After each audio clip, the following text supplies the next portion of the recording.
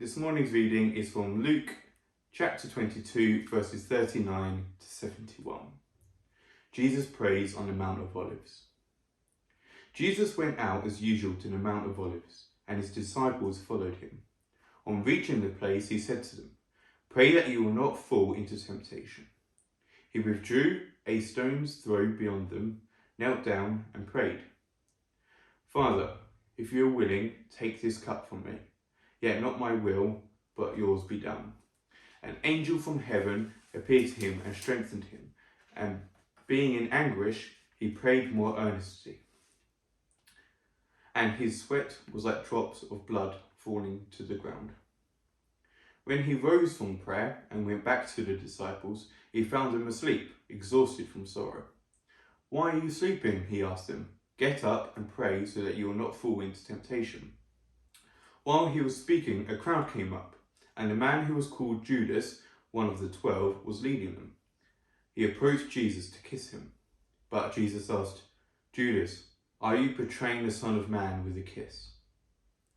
When Jesus' followers saw what was going to happen, they said, "Lord, should we strike with our swords?" And one of them struck the servant of the high priest, cutting off his right ear. But Jesus answered, "No more of this." And he touched the man's ear and healed him.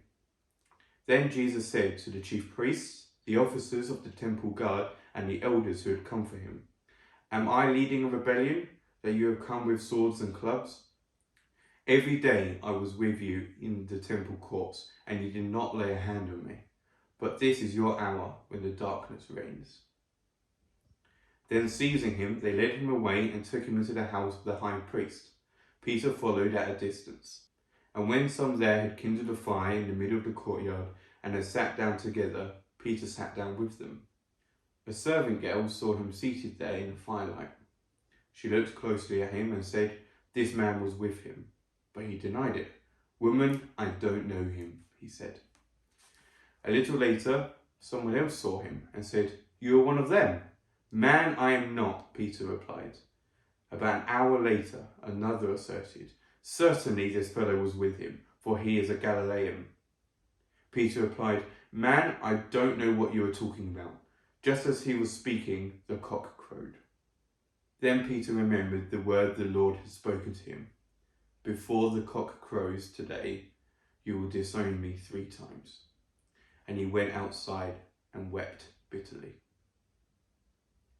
The men who were guarding Jesus began mocking and beating him.